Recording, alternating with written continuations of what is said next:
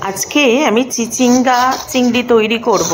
তার জন্য চিচিঙ্গে ছাড়িয়ে নিয়ে তার সাথে আলু, পেঁয়াজ, টমেটো কেটে নিয়েছি আর মশলা যা নিয়েছি সব আপনারা পরপর দেখতে পাবেন। দেখুন, আলুটা ভাজা হয়ে গেছে।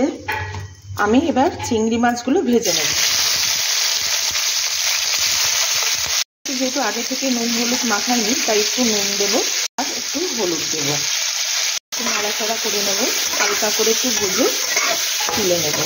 কয়েকটা গলদা চিংড়ি ছিল, সেটাও দিলাম, আর একটু নর্মাল যে চিংড়িটা ওটাও ছিল, একসাথেই দুটো দিয়ে দিলাম। চিংড়ি মাছটা ভাজা হয়ে গেছে, এবার আমি এটা তুলে নেব। মাছগুলো ভেজে তুলে নিয়েছি। আবার একটু তেল দেবো কড়াতে, ওই একই কড়ায়। একটু কালো জিরে, যেটা আপনাদের বলা হয়নি।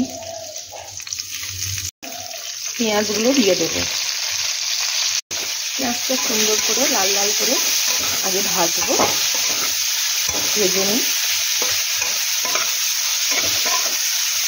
পেঁয়াজটা ভাজা হয়ে গেছে, এবার আমি টমেটোগুলো দিয়ে দেবো। ছোট ছোট টমেটো তো, তাই 3টে টমেটো দিলাম। একটু নাড়াচাড়া করবো। টমেটোটা তাড়াতাড়ি একটু নরম হয়ে যায়, নুন দেব।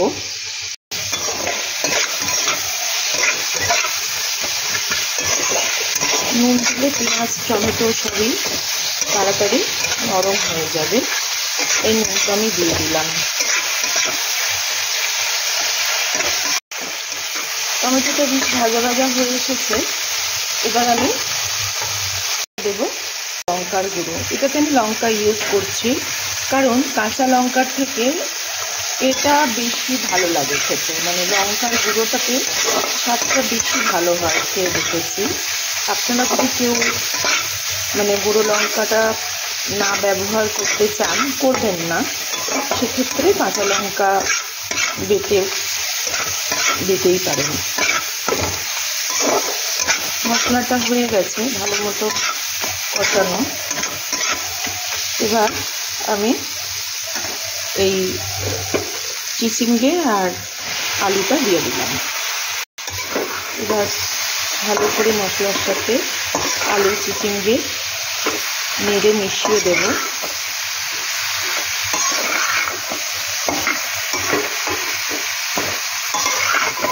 আর আলাদা করে একটু জল দেব না, কারণ চিচিঙ্গে থেকেই জল বেরোবে।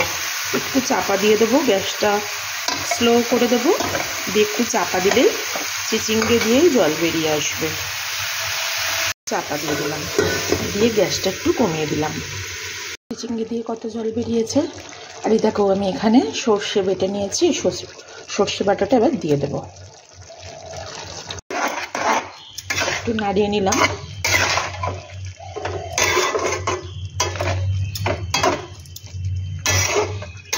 এই জলেই এটা সেদ্ধ হয়ে যাবে।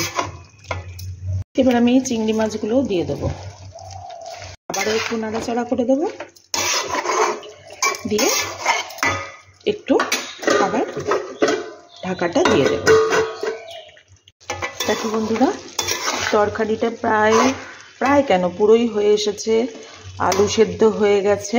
এবার গ্যাস অফ করবো, কেমন?